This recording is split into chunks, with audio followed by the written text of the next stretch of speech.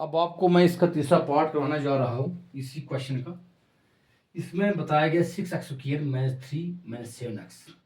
ये ऐसी किस्म के क्वेश्चन तो आपको पीछे भी करवाए थे दो, लेकिन यहाँ थोड़ा सा डिफरेंट लग रहा है। इन्होंने जो वेरिएबल्स वाला है वो लास्ट पे लिखा है, कांस्टेंट टर्म बीच में लिखी है। इस कंडीशन में जब ऐसा क्वेश्चन आएगा आपको कांस्टेंट टर्म को लास्ट पे ले लेना है एडवांस में ही। तो सोल्यूशन में एक बार आप ऐसे लिखेंगे, तीसरा पार्ट का सोल्यूशन सेम, इसको करो इधर उधर, 6x², इसको इधर लाओ, मैंने 7x, कांस्टेंट टर्म को लिखो लास्ट पे, कांस्टेंट टर्म आ गई लास्ट पे। अच्छा जी, आप इसके बाद फिर वही स्प्लिटिंग रिमेंडर टर्म, 6 3 18, 9 2 18, क्योंकि थोड़ा सा ध्यान देना कि 9 2 18, 9 में से 2 की तो 7, उस हिसाब से चलना है। तो करो 6x², क्योंकि 9 को हमने ज़्यादा लेना ये भी है, क्योंकि यहाँ पे माइनस है। अगर अगर यहाँ पे प्लस होता था तो फिर 2 को ज़्यादा लेना था। Minus 9x plus 2x minus 3, 6 3 18x², 9 2 18x², ये भी माइनस में आता है, ये भी माइनस में आता है, जमा करने से -7 आता है। -9x प्लस 2x आ गया -7। अब करो जी 2 को फिर से 1 में, यहां पे अब आप प्लस आया है, अब अंदर जैसे वैसे रहेगा। यहाँ 3 निकलेगा बाहर, यहाँ भी 3x, 3x, यहाँ 3 2 6, ठीक है, 3 2 6, यहाँ x निकल गया तो x रह गया, -3 3 9, x निकल गया तो कुछ भी नहीं। उसके बाद प्लस यहाँ क्या निकालिए बाहर, यहाँ पे ध्यान देना, अगर x -2 निकल गया है तो यहाँ तो ऐसे भी नहीं निकलेगा कुछ, क्योंकि यहाँ पर x है तो यहाँ है ही नहीं, यहाँ 2 है तो यहाँ है ही नहीं, लिहाजा 1 निकालना है बाहर, तो अंदर जो है वही। जब आपको मैं बार बार बता रहा हूँ कि अगर ये दो ब्रैकेट वाले ठीक बराबर आ गए, सेम नंबर सेम निशानी, समझना हम ठीक चल रहे हैं। एक बार बाहर अंदर वालों को लिखो, एक बार बाहर वालों को लिखो, 3x प्लस 1 हो गया सेपरेटिंग मिड टर्म। आप सो द वैल्यूज ऑफ किसकी, क्वेश्चन क्या है, 6x² minus 7x minus 3 is 0, क्योंकि 0 निकालना है। वैन जब क्या होगा, ये भी 0 थे, भी 0, तो चल रहा है अभी तक। 2x minus 3 0, 2x minus 3 is equal to 0, और 3x plus 1 is equal to 0। That is, यहां से x कितना निकलेगा, 3 पार जाएगा, प्लस 3, 2 बटन है, 3/2, या फिर यहां से x कितना निकलेगा, ये 1 पार जाएगा, माइनस बनेगा, -1/3 नीचे जाएगा, x equal to -1/3। The zeros of निकल गए, 6x² माइनस 7x माइनस 3, और क्या क्या है, 3/2 एंड -1/3, हो गया जीरोस। अब relationship, the sum of zero, zeros का सम करो जी, इनका सम, एक 3/2 है, प्लस 1 -3 है, 3/2 तो -1/3, 3 3 9, ठीक है, 3 3 9, -2 1 2/3 2 6, 7/6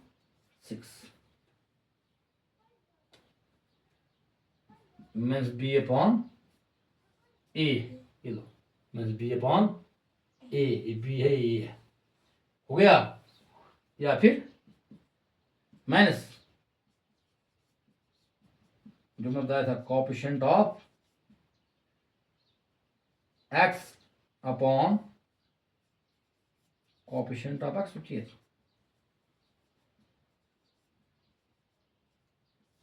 ये एक्स का कोएफिशिएंट, ये एक्स स्क्वायर का कोएफिशिएंट, ये होता है इसका सम ऑफ जीरोस। नोट डाउन करो, प्रोडक्ट ऑफ जीरोस बताता हूं मैं। अब आ गया प्रोडक्ट ऑफ जीरोस, इसी का ही प्रोडक्ट ऑफ जीरोस करो इनका प्रोडक्ट जीरो का। एक है हमारे पास जीरो 3/2, एक माइनस 1/3, 3/2 इंटू माइनस 1/3, सी खत्म, माइनस 1/2 यानी कि सी बाई ये क्या था हमारे पास question, 6x² minus 7x minus 1 नहीं था ना। तो आप करो इसको सी बाई ए, फिर से वही सी बाई है, constant term, c mean constant term upon a mean coefficient of x.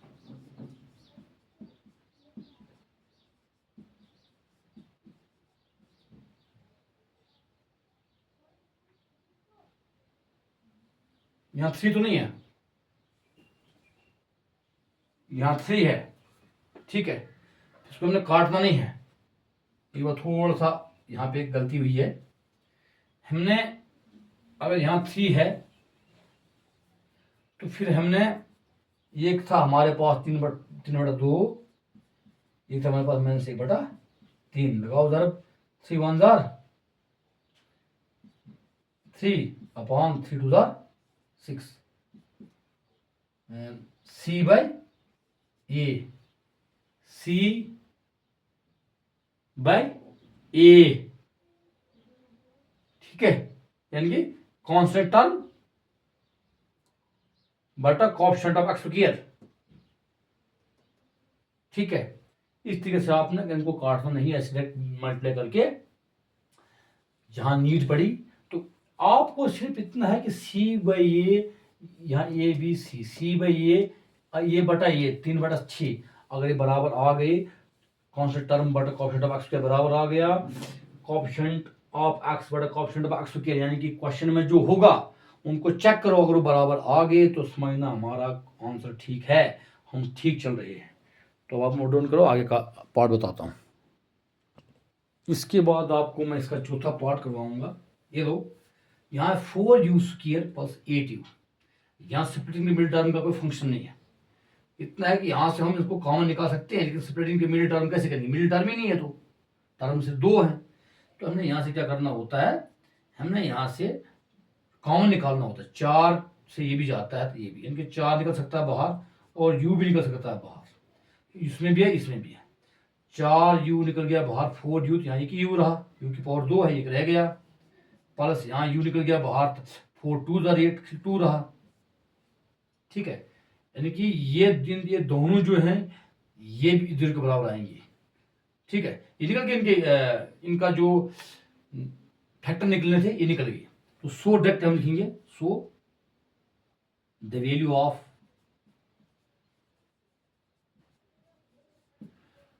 Four you square plus 8u is 0, that is या फिर हो when 4u is equal to 0 or u is equal to 0, 4u is equal to 0 or u plus 2 is equal to 0, that is यहां से u 0 निकलेगा, u is equal to वो ये 4 उधर नीचे जाएगा 0 के नीचे, तो u is equal to 0 और u इज इक्वल टू 2 पार जाएगा तो -2 निकल गया ये zeros. Therefore zeros of 4u square plus 8u are 0 and -2, 0 and -2 हो गया। आप करेंगे इनका रिलेशनशिप, सम ऑफ जीरोस। ये 0 है -2 है, 0 जमा -2 -2 रहेगा, पॉइंट में क्या रहेगा 1, ठीक है, ठीक है। तो ये होता है -b/a, ये भी याद रखना -b/a, -b/a यानी कि -8/4, 4 × 4 4 2 8, 2/1, ये 2/1 यहाँ पे है, यानी कि वो भी होता है कोफिशिएंट ऑफ, ये याद रखना आपने, x बटा coefficient of x square, coefficient of x square, ये कोफिशिएंट x का कोफिशिएंट है,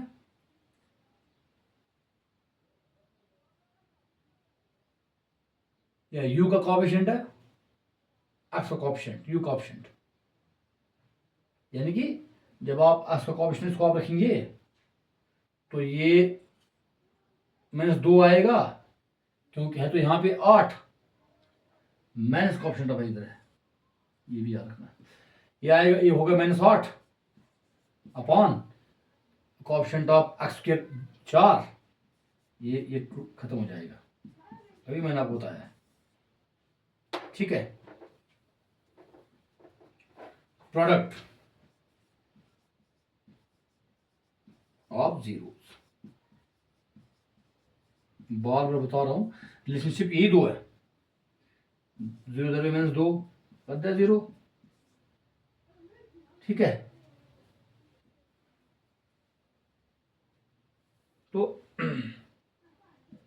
c अपॉन a, यहां भी क्या कर दो 4, 0/4 तो जरूरी होता है ना, तो हमने सिर्फ इनको बराबर लेना है, ये आ गया कांस्टेंट टर्म ना, c/a, ये माइनस b/a, c/a होता है, ये माइनस नहीं है, कांस्टेंट टर्म बटा कोफिशिएंट ऑफ x स्क्वायर,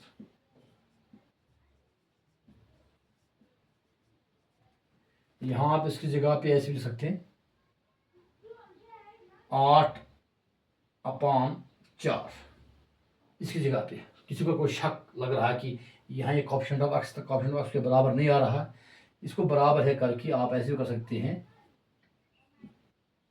-8/4, ये वैल्यू एक ही है, इनको शो करने के लिए नहीं जी यार पता नहीं ये इसका कोफिशिएंट x का आ ही नहीं रहा है,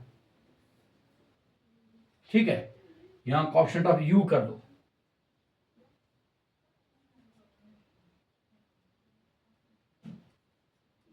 ताकि आपको ध्यान रहेगा यहां पे,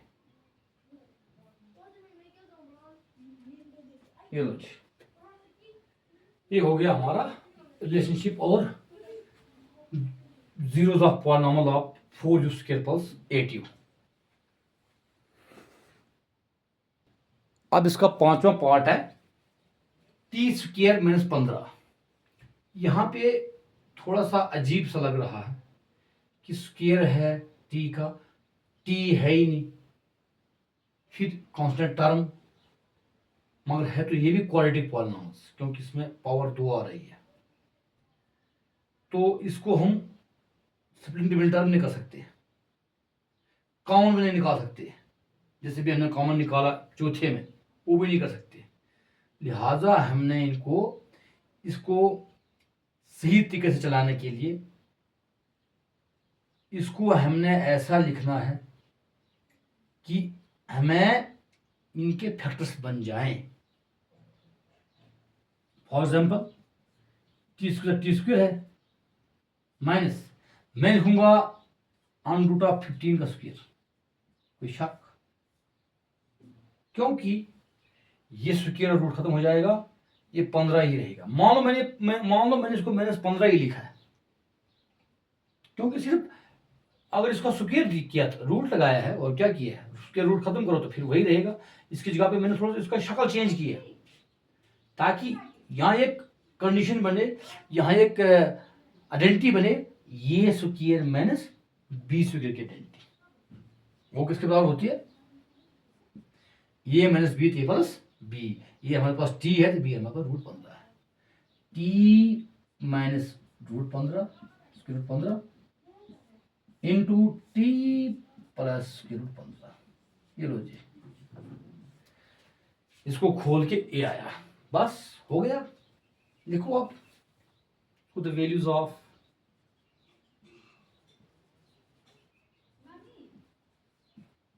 T square minus 15 is equal to 0 when, ठीक है, T minus √15 is equal to 0 और T plus √15 is equal to 0, that is T is equal to minus पार जाएगा तो प्लस बनेगा, इज इक्वल टू इधर राइट साइड तो प्लस √15 और टी इज इक्वल टू ये प्लस है तो माइनस बनेगा, minus √15। Therefore, the 2 zeros of निकल गए, टी स्क्वायर माइनस 15 और square root of 15 and minus square root of 15। आप इनका हम क्या करेंगे? Relationship sum of zeros.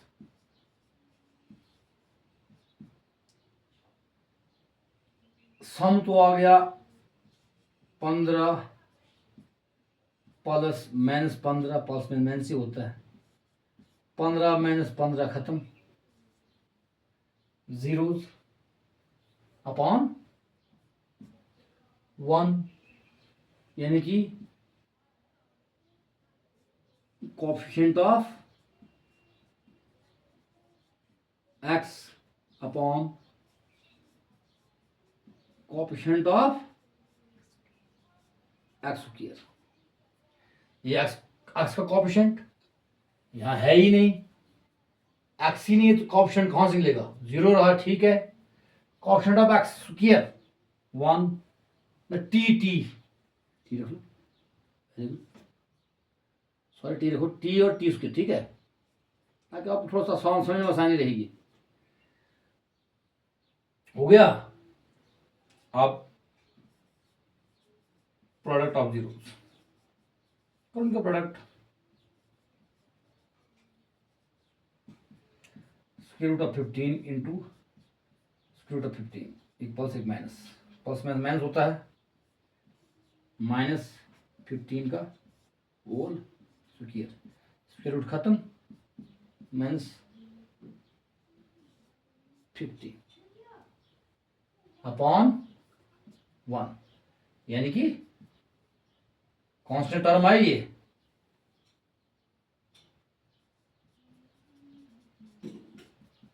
जिसको सी बाई ए कहेंगे हम, सी है ये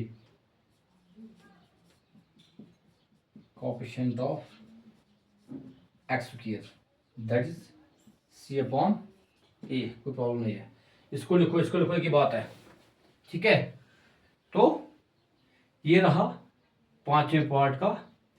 इसमें थोड़ा सा हमें डिफिकल्टीज यहाँ आ रही थी कि x वाली टर्म्स है ही नहीं, टी स्क्वायर है, टी वाली टर्म्स है ही नहीं, उसको हमने 0 मान के और इसका हमने एक आइडेंटिटी बनानी चाहिए, चाहा ए स्क्वायर में बी स्क्वायर वाली, तो इसको हमने स्क्वायर रूट लगा के काम किया। बाकी इतना है कि ये सेम यही चीज़ है, स्क्वायर रूट खत्म करेंगे तो 15 ही रहेगा। तो ऐसे आपने करना था 5वें पार्ट को। अब इसका लास्ट पार्ट, क्वेश्चन नंबर 1 का छठा पार्ट, लास्ट यानी कि इसमें भी स्प्लिटिंग टर्मिनेट टर्म करना पड़ेगा, क्योंकि बीच 3 टर्म्स है तो बीच वाले टर्म को तोड़ना पड़ेगा। 3 4 12 पहले से चलना है।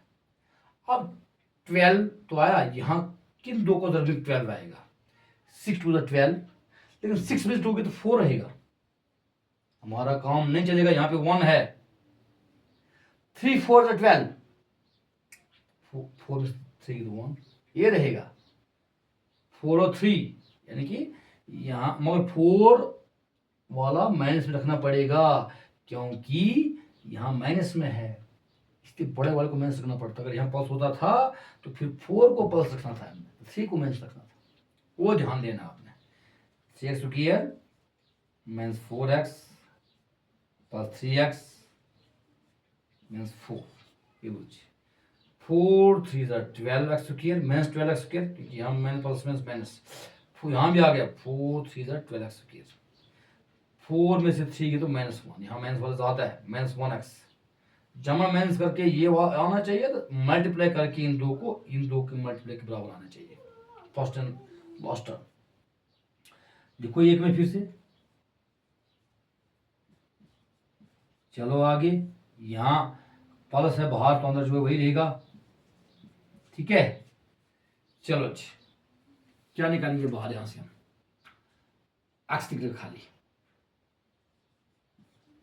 यहाँ 3 रहा, एक्स भी रहा, एक बाहर निकल गया है, मैंने से एक्स बाहर निकल गया, खाली 4, यहाँ कुछ नहीं निकलेगा बाहर, 3 तो है ही नहीं, एक्स तो है ही नहीं, मगर एक निकलेगा, पहले बता दिया मैंने, 3x - 4। यहाँ से थोड़ा लगा कि नहीं हम ठीक चल रहे हैं, बार बार बता रहा हूं मैं, क्योंकि 3x - 4 3x - 4 ब्रैकेट में अगर दोनों सेम हो गए, समझो हम कुछ लेवल पे ठीक है। तो पहले अंदर वाले को लिखो, 3x - 4, फिर आ गया जी बाहर वाले x + 1, ये निकल गया हमारे पास सब्स्टिट्यूटिंग द मिडिल टर्म करके फैक्टर्स। तो लिखो, सो क्या लिखेंगे, सो ये जो हमारे पास क्वेश्चन है इसके zeros, so that value of 3x square minus x minus 4 is अब तो 0 है इसकी वैल्यू, क्योंकि 0 निकालना है तो 0 लिखो। कब, जब when 3x - 4 ये भी 0 होगा, या फिर x + 1 भी 0 होगा, दैट इज, यहां से निकालो 0, x = 4 जाएगा उधर तो +4, 3 उसके नीचे जाएगा, 4/3 है ना, ठीक। और x = यहां से 1 पार जाएगा तो -1, ये निकल के 2 zeros, therefore the zeros of 3x square minus x - 4 और क्या क्या है, 4/3 एंड -1, आप इनका रिलेशन सम ऑफ जीरो, जिसको -b/a कहेंगे आप, तो सम इनका 4/3 जमा -1, देखिए 4/3 प्लस माइनस -1, 4 इसका 1 देखो, 4 1 ज़ा 4 -3 1 ज़ा 3 अपॉन में 3 1 ज़ा 3 इज इक्वल टू 4 में से 3 के तो 1/3, ये निकला सम, यानी कि -b/a, यानी कि माइनस कोफिशिएंट ऑफ x बटा कोफिशिएंट ऑफ x स्क्वायर,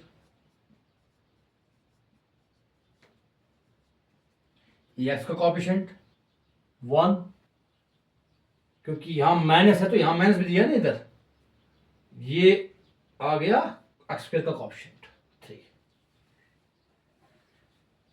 करो इसको नोट डाउन, फिर आपको मैं इसका प्रोडक्ट भी बताऊंगा। नाउ द प्रोडक्ट ऑफ, इसके बाद इधर प्रोडक्ट ऑफ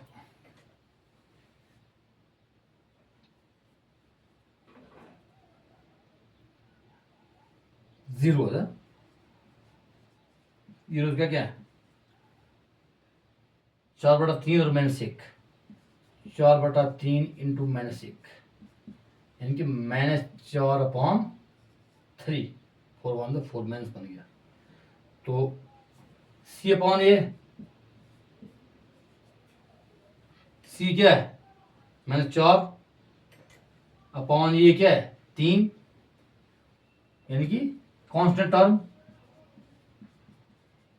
कांस्टेंट टर्म बटा फिर से वही कोएफिशिएंट ऑफ x स्क्वायर। ये रहा आपका क्वेश्चन नंबर लास्ट। और जहाँ कहीं भी आपको अगर समझ नहीं आई है आप मुझे कमेंट कर सकते हैं, और अगर और भी समझना चाहते हैं आप मुझे पर्सनली कॉल करके भी बता सकते हैं कि सर यहाँ पे कैसे लिखा। मैं आपको पूरी तरह से समझाने की कोशिश करूँगा जितना मुझसे हो सकता है। तो आप इनको नोट डाउन करो। आपके एक्सरसाइज 2.2 का क्वेश्चन नंबर 1 के 6 की 6 पार्ट खत्म। ओके।